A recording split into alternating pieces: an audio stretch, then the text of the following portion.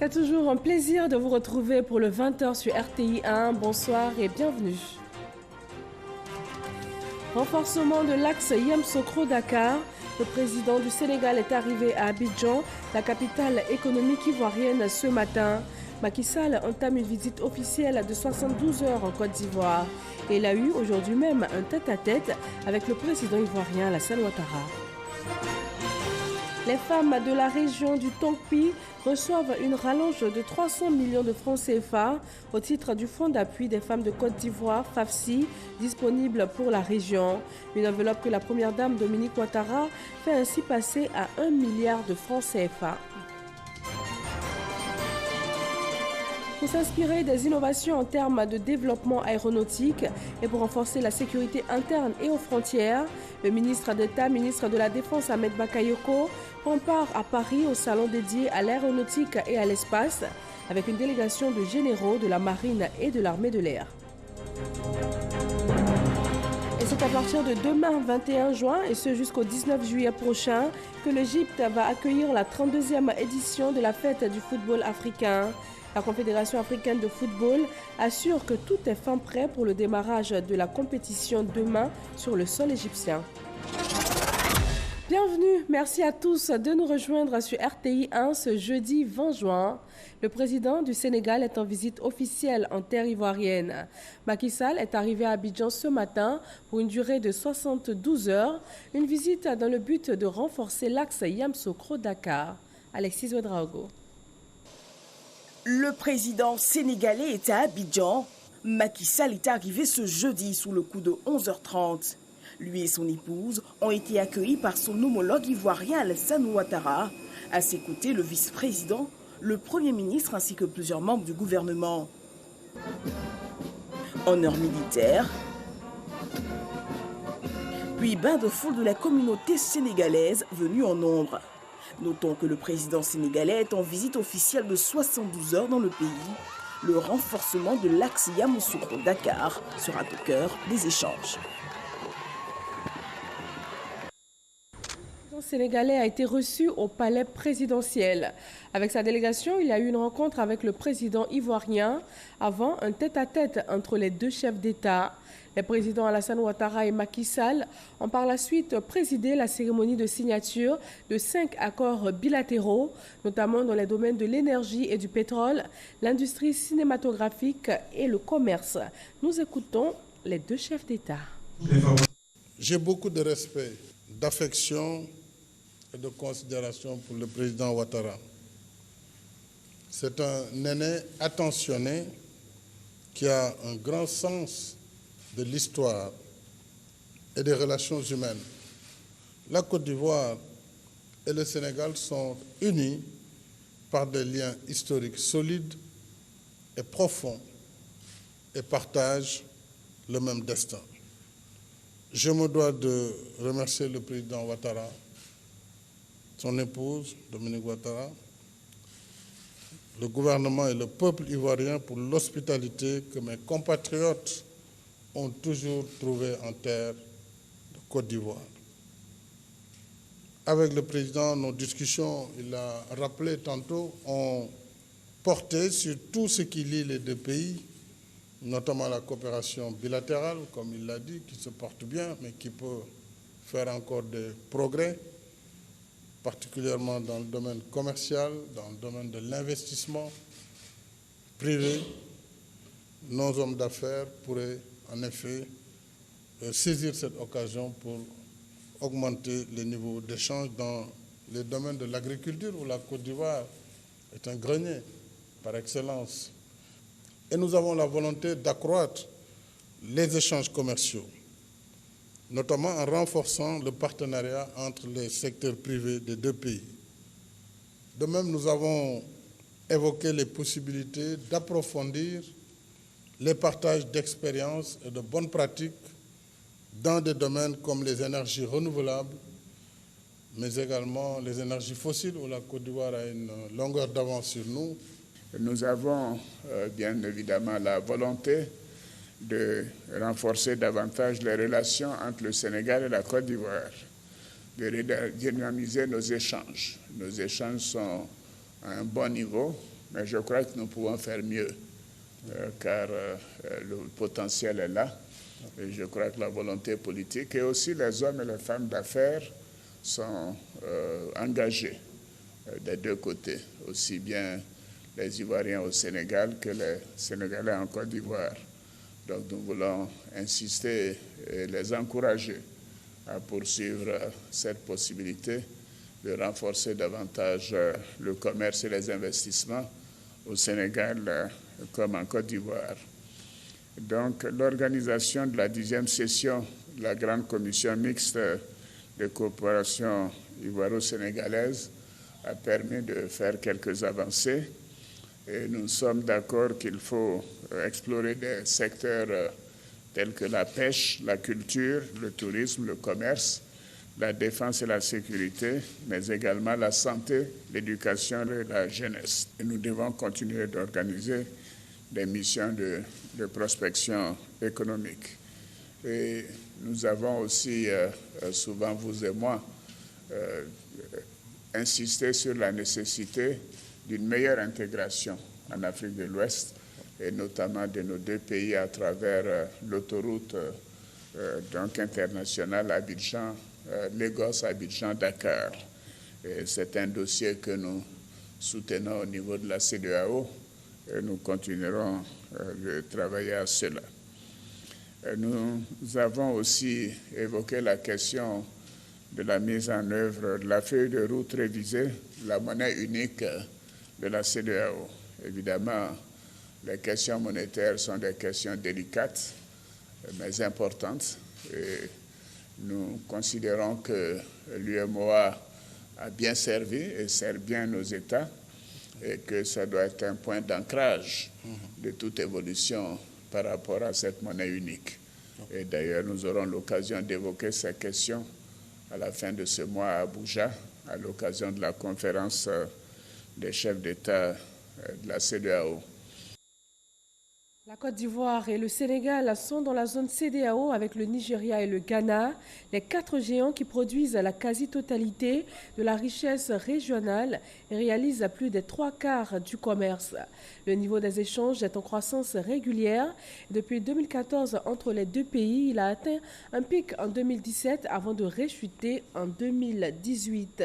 Jean-Luc Bangbo pour la coopération ivoiro-sénégalaise en chiffres. La Côte d'Ivoire et le Sénégal sont respectivement la première et la deuxième économie de l'UEMOA, l'Union économique et monétaire ouest-africaine. Ils sont à l'origine de 36,4% pour le premier et 20,2% pour le second des exportations totales sur la période 2000-2013. Le montant des échanges commerciaux globaux en 2018 entre les deux pays a été de 129,896 milliards de francs CFA contre 184,830 milliards de francs CFA en 2017, soit une baisse de 54,934 milliards de francs CFA. Cette baisse s'explique par la chute des exportations agricoles ivoiriennes au cours de l'année 2018, notamment la banane et les féculents. Les exportations de la Côte d'Ivoire vers le Sénégal sont passées de 100,44 milliards de francs CFA en 2017 à 55,4 milliards de francs CFA en 2018. Quant aux importations en provenance du Sénégal, elles sont passées de 84,3 à 74,4 milliards de francs CFA entre 2017 et 2018. Les principaux produits exportés au Sénégal proviennent de l'industrie agroalimentaire. Il s'agit notamment de l'huile de palme et de palmiste, les extraits de café, les céréales, le caoutchouc, la banane, l'huile de coco, mais également du bois transformé, des produits chimiques divers, des produits pétroliers et des produits plastiques. Quant aux principaux produits importés par la Côte d'Ivoire du Sénégal, il s'agit des produits halieutiques, du tabac et des produits alimentaires. Voilà des chiffres qui parlent d'eux-mêmes. La coopération entre la Côte d'Ivoire et le Sénégal a un bon niveau et les liens entre les deux peuples n'en sont pas moins solides. La communauté sénégalaise est très bien intégrée en Côte d'Ivoire et cela se voit notamment à Dimbokro dans la région du centre. Eugène Atoubé. Quartier commerce d'Imbokro. Nous avons rendez-vous avec Dame Awa Ndiaye, une septuagénaire sénégalaise. Un peu fatiguée au plan physique, mais la voix conserve toujours sa vivacité. Je suis née en Côte d'Ivoire, mais grandie au Sénégal en 65-66. Mes parents étaient en Côte d'Ivoire. En ce qui concerne la communauté sénégalaise, il n'y a jamais eu d'histoire. Je veux citer par exemple le vieux Khan, tout le monde le connaît ici. Vous achetez quelque chose avec lui, si ça ne marche pas, il est toujours prêt à changer le matériel. Le vieux commerçant dont il s'agit s'appelle en réalité Ndiaye Ousseinou, père de Dame Awa Ndiaye. Il était commerçant, premier président de la communauté sénégalaise de Djimbokro.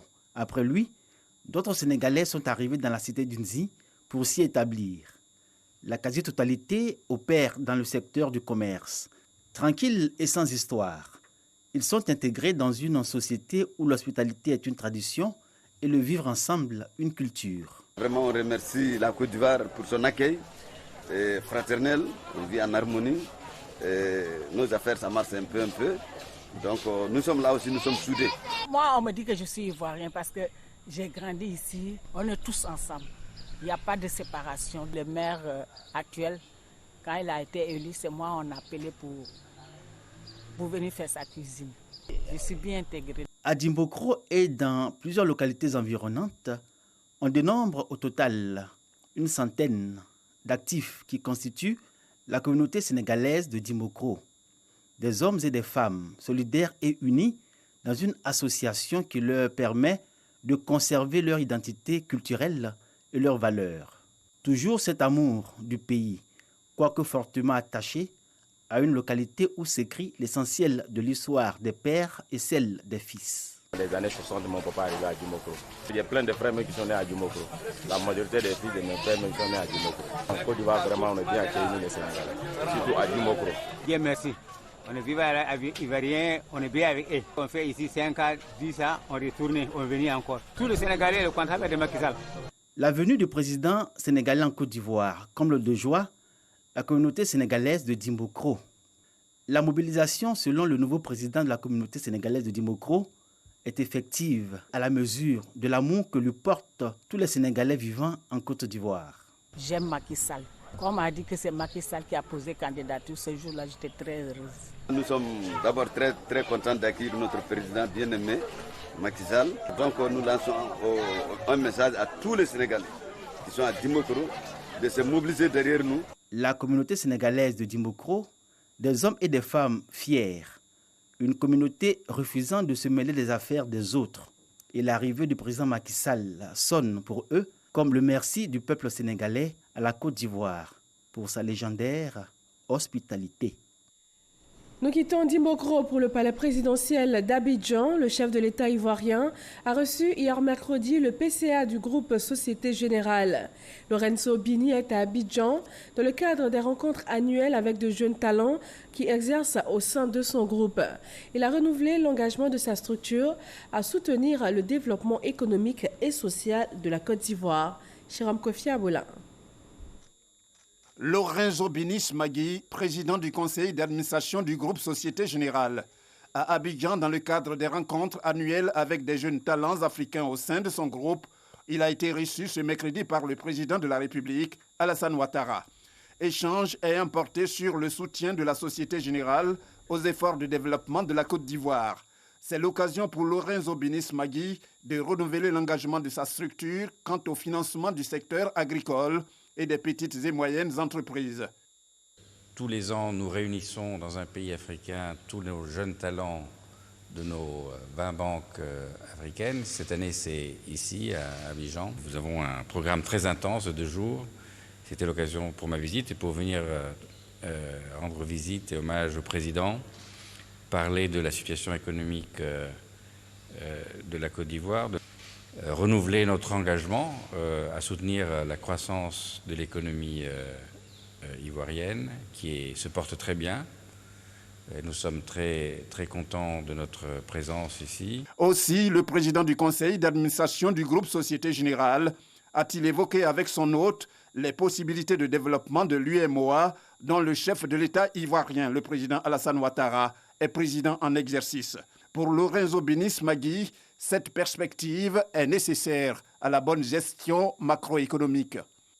Les femmes de la région du Tongpi ont reçu une visite particulière. La première dame de Côte d'Ivoire s'est rendue à Mans, les bras chargés. Elle a fait des dons à hauteur de 200 millions de nos francs en nature et en espèces. Dominique Ouattara a également apporté une enveloppe additionnelle de 300 millions de francs CFA au FAFSI, portant ce fonds d'appui aux femmes de Côte d'Ivoire à 1 milliard de francs CFA pour la région. Vijanaïma. Joie des femmes du Tongpi de recevoir pour la 3e fois Dominique Ouattara pour une nouvelle remise de chèque FAFSI. Ce microcrédit à faible taux d'intérêt a permis à des milliers d'entre elles de sortir de la pauvreté et pouvoir se prendre en charge. Un matin, ma petite soeur m'appelle. Ah, grand soeur, il faut venir à la COPEC. On dit, maman Dominique envoie l'argent pour les femmes. C'est comme si j'étais à la COPEC. Je vais après une formation. On mettait un chèque de 50 000 francs. J'ai pris, j'ai réfléchi. Il y a une femme ghanéenne qui vend des bosons qu'on appelle galettes. J'ai payé. J'ai mis ça sur ma tête. J'ai commencé à vendre. Dès tout seulement là, je vous assure que j'ai remboursé les 50 000 francs au lieu de 6 mois, en 3 mois. De 50 000 francs, aujourd'hui, je me retrouve avec 1,5 hectare de cacao. Merci, maman. J'ai reçu mon premier prêt en 2016. À une somme de 100 000 francs. Avec le travail, je me suis acheté un congélateur de 175 000 francs. À partir de là, j'ai demandé deuxième prêt. J'ai commencé à travailler et j'ai construit 2 magasins pour moi-même, qui me rapportent aujourd'hui 50 000 francs par mois. Et j'ai demandé troisième prêt, qui était à une somme de 300 000. J'ai cherché une piste de transfert d'argent et aujourd'hui, j'ai fait la transaction. Donc vraiment, j'ai dit merci à maman Dominique Ouattara. Plus de 5000 femmes de la région du Tongpi ont déjà bénéficié du FAFSI, le fonds d'appui aux femmes de Côte d'Ivoire. Elles sont venues dire merci par la voix de leur porte-parole à la première dame de Côte d'Ivoire, Dominique Ouattara, qui parraine ce fonds. Le président du conseil régional du Tongpi, le docteur Albert Mabritouakeuse, a une fois encore dit l'attachement de toute cette région du Tongpi à la première dame Dominique Ouattara et au président de la République Alassane Ouattara. Madame la Présidente, c'est vrai que nous vous aimons beaucoup dans cette région, tout comme cette région est attachée à votre époux. Nous sommes avec le président Alassane Ouattara. Nous lui apportons tout notre appui, toute notre disponibilité et tout notre soutien. Nous disons que quand les femmes sont d'accord, il n'y a plus de problème. Et ce soir, les femmes de nos mamans et nos sœurs voudraient dire qu'elles sont avec vous. Plusieurs présents ont été offerts à la première dame. La première dame avait elle aussi de nombreux cadeaux pour ses sœurs du Tongpi, divers matériels pour leurs différents groupements professionnels pour une valeur de 200 millions de francs, plus une enveloppe de 8 500 000 francs. En plus de ces dons, elle tenait à leur annoncer elle-même une augmentation du crédit FAFSI qui leur est destiné. J'apprécie votre énergie, votre bravoure qui font de vous des femmes battantes et remarquables. Vous méritez davantage notre confiance et notre soutien. C'est pourquoi, à l'occasion de cette visite que j'effectue ici, j'ai décidé de vous apporter une enveloppe additionnelle de 300 millions de francs CFA, ce qui porte désormais le FAFSI à un capital d'1 milliard de francs CFA pour la région du Tongpi. Avec ce montant, je reste convaincue que vous aurez davantage de moyens pour créer de nouvelles activités pour les unes et pour renforcer vos activités existantes pour les autres, en vue du bien-être et du bonheur de vos familles. 300 millions de francs supplémentaires de crédit pour permettre à un nombre encore plus grand de femmes du Tongpi de pouvoir bénéficier du FAFSI. Plusieurs souscriptrices ont reçu leur chèque des mains de la première dame. Le FAFSI, une solution non théorique, mais concrète et pragmatique pour lutter contre la pauvreté des femmes et leur donner de la dignité. Une délégation de l'Assemblée parlementaire de la francophonie est en Côte d'Ivoire depuis le 18 juin dernier. Elle est en mission pour les préparatifs de la 45e session de l'APF prévue du 4 au 10 juillet prochain. La délégation a une rencontre d'échange avec les membres de l'Assemblée nationale de Côte d'Ivoire. Et on reste sur place à l'hémicycle où le nouveau code forestier a été adopté en commission. Le ministre des Eaux et Forêts a présenté devant les députés ce projet de loi portant code forestier de 109 articles repartis en 9 chapitres. Et il met l'accent sur l'agroforesterie et punit plus sévèrement les infractions telles que l'exploitation illégale des forêts. Tidier Nguessan. Le projet de loi portant code forestier vient d'être adopté en commission à l'Assemblée nationale. L'état de notre couvert forestier est alarmant. C'est pourquoi le gouvernement, qui en a pris la pleine mesure, s'est engagé à conduire avec l'ensemble des parties prenantes les réformes nécessaires, au nombre desquelles figure l'adoption du présent projet de loi portant code forestier. L'objectif visé est d'inverser rapidement la tendance afin que notre pays, tout en poursuivant de façon harmonieuse son développement économique et social, respecte ses engagements nationaux et internationaux dans un contexte mondial de lutte contre les changements climatiques. La nouvelle loi est plus répressive. En ses articles 100 et 101, elle prévoit une peine d'emprisonnement de 2 mois à 1 an et une amende de 300 000 à 1 million de francs CFA pour tout défrichement et reboisement illégaux. Avec les échanges, nous sommes rassurés pour dire qu'après l'adoption de cette loi, ce serait d'ici 2030 une Côte d'Ivoire qui va renouer véritablement avec la forêt, et qui dit forêt dit abondance bien sûr, et qui dit forêt dit développement. L'adoption en plénière permettra à l'État de Côte d'Ivoire de disposer d'un cadre juridique actualisé pour la reconquête de son couvert forestier. Dans le domaine de la défense, la Côte d'Ivoire veut s'inspirer des innovations en termes de développement aéronautique afin de renforcer la sécurité interne et également aux différentes frontières. Le ministre d'État, ministre de la Défense Ahmed Bakayoko et une délégation de généraux de la Marine et de l'Armée de l'air participent dans la capitale française au salon dédié à l'aéronautique et à l'espace. Franck Wadio. Une échelle découpée franchit l'intérieur de l'hélicoptère de transport de troupes. Le ministre d'État, ministre de la Défense Ahmed Bakayoko, apprécie l'engin du constructeur. C'est qu'au 53e Salon international de l'aéronautique et de l'espace de Paris-Bourget, la palette de choix est large. Avions civilo-militaires, aéronefs, mais aussi outils de télécommunication. Une présence de la Côte d'Ivoire nécessaire, selon le ministre de la Défense. Nous avons été très intéressés par certains logiciels qui nous permettront de savoir qui fait quoi, même dans des périmètres où il n'y a pas de vie. C'est très important. Vous voyez, dans certains pays voisins aujourd'hui, on vous parle d'attaques de villages, d'églises, mais on n'est pas souvent capable de dire exactement ce qui s'est passé. Avec tous ces outils de surveillance, on doit être capable d'avoir le film de ces attaques, de visage de ceux qui ont attaqué. Et c'est cette capacité de surveillance de nos États qui peuvent nous prémunir d'attaques terroristes. Autre remarque, le développement du numérique et de la cybernétique en matière sécuritaire nécessite, selon le ministre Ahmed Bakayoko, une meilleure adéquation, formation des hommes et matériel disponibles. Donc c'est aujourd'hui une conscience collective qu'on doit avoir de préserver notre équilibre social face à ceux qui veulent complètement le désorganiser. Et cela passe par beaucoup d'anticipation. Ce salon nous permet de faire des raccourcis pour voir déjà ce qui existe dans certains pays développés. Et ces pays-là, ils sont plus ou moins en sécurité parce qu'ils ont des équipements adéquats.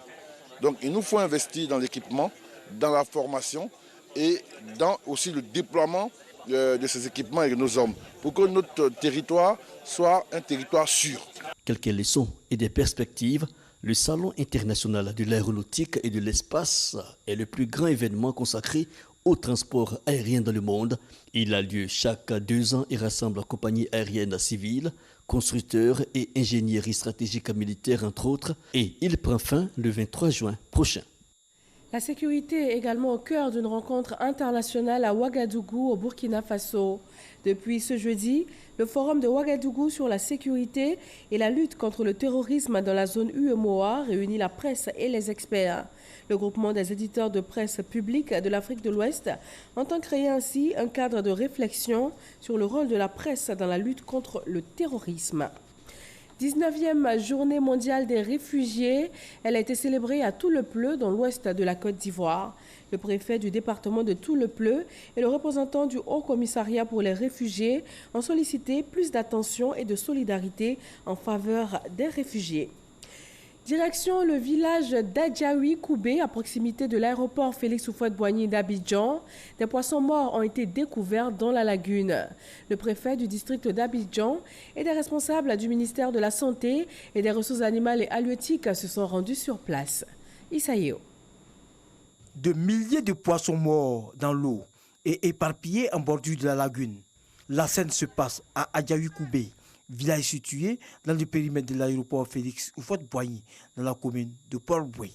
Alerté, le préfet du district d'Abidjan s'est rendu sur les lieux. Objectif, constater de près les dégâts.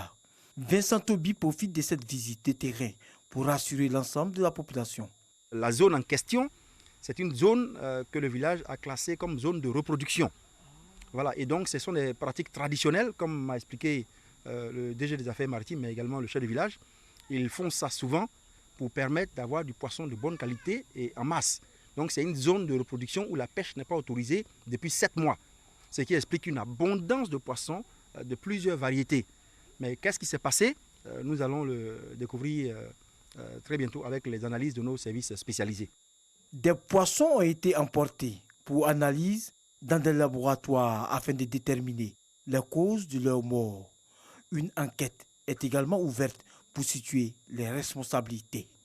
Sur la scène politique, le sénateur Saha Evariste rejoint le parti Concorde. Son adhésion a été officiellement annoncée. Ojan Telesoro et Kolo Koulibaly. Le parti Concorde accueille un nouveau militant. Saha Evariste, sénateur du Guémont, adhère à la vision du Congrès pour la consolidation de la République et le développement. Il entend ainsi œuvrer avec les membres de cette famille politique au rassemblement entrepris par le RHDP. La région du Guémont se reconnaît au RHDP à travers le parti Concorde. Elle se déclare heureuse de la politique du développement menée par le gouvernement du Premier ministre Amadou Gon Coulibaly. Je me déclare disponible de continuer à parcourir notre région pour installer les sections du parti et renforcer la position du RHDP. Nous sommes heureux ce matin qu'il y ait une aussi grande adhésion d'un sénateur. Voilà, cela ne fait que crédibiliser notre parti qui est jeune, mais avec de vieux militants. À l'occasion de cette adhésion, le président Alcide Djedje réaffirme l'engagement des militants de Concorde aux côtés du RHDP. Saha Evariste est un de nos premiers élus. Et donc c'est cette place d'élu de Concorde qui lui est réservée à Concorde. Il s'agit de quelqu'un qui sera dans les instances dirigeantes de Concorde. C'est ce travail que nous continuons, un travail de sensibilisation pour que la plupart des élus et cadres de ce pays se rallient au RHDP, qui est aujourd'hui la solution pour la Côte d'Ivoire. Bientôt 1 an d'existence, le parti Concorde poursuit l'installation de ses bases sur toute l'étendue du territoire national. Et on part maintenant pour la 2e édition de la tribune les mercredis du PDCI, un espace d'échange avec les militants. Et ils ont parlé cette semaine de l'héritage multidimensionnel qu'est l'oufouettisme. Kolo Koulibaly. L'oufouettisme, un héritage multidimensionnel. Le thème de la 2e édition des mercredis du PDCI. Et pour édifier l'auditoire, Émile Constant Bombé est le conférencier du jour. L'homme connaît bien le père fondateur. Entre témoignages et anecdotes, l'ancien ministre a rappelé les pensées et la vision du président Félix Houphouët-Boigny. Cette potion, qui n'avait rien de magique, associant au respect des valeurs familiales, villageoises et traditionnelles, le culte de l'amitié, le courage dans l'action, l'affirmation de la foi et la défense de la paix par le dialogue. Ce sont tout cela, les différentes facettes de l'oufouettisme par les legs de l'héritage qui restent multidimensionnels selon l'approche de chacun. Selon le conférencier, la conceptualisation de l'oufouettisme donne une idéologie politique non partisane, une orientation pour les militants du PDCI. Au PDCI, nous voulons récemment offrir C'est-à-dire nous, écouter le peuple, écouter tous ceux qui nous approchent et vraiment être partagé avec eux. Si vous comprenez la politique du fouet dans sa profondeur, en tout cas, c'est une politique de développement, une politique de paix, de construction, d'amour, de solidarité et de tout. Les mercredis du PDCI, une tribune d'échange avec les militants initiée par le comité de sages du parti. Un rendez-vous mensuel qui aujourd'hui est à sa 2e édition. À partir de demain, 21 juin, et ce jusqu'au 19 juillet prochain, l'Égypte sera le centre de football africain. C'est là que se joue finalement la CAN 2019, qui devait initialement se disputer au Cameroun en janvier-février. La Confédération africaine de football assure que tout est fin prêt pour le démarrage de la compétition demain sur le sol égyptien. Et les éléphants de Côte d'Ivoire entrent en lice le 24 juin face à l'Afrique du Sud. Le président de l'Assemblée nationale de Côte d'Ivoire a reçu son écharpe et sa carte de supporter des éléphants des mains du ministre des Sports. Amadou Soumaoro a lancé un message de soutien à l'équipe nationale. Rappelons pour finir que le président sénégalais est en terre ivoirienne depuis ce matin. Il effectue une visite officielle de 72 heures. Macky Sall a eu ce soir un tête-à-tête avec son homologue ivoirien, le président Alassane Ouattara. Une rencontre suivie de signature de 5 accords bilatéraux liant davantage les deux pays. Les deux chefs d'État ont convenu d'accroître les échanges commerciaux entre la Côte d'Ivoire et le Sénégal. Et voilà, merci à tous de votre attention. Demain 20h, retrouvez Marie-Laure Goran. Excellente fin de soirée à tous sur RTI 1.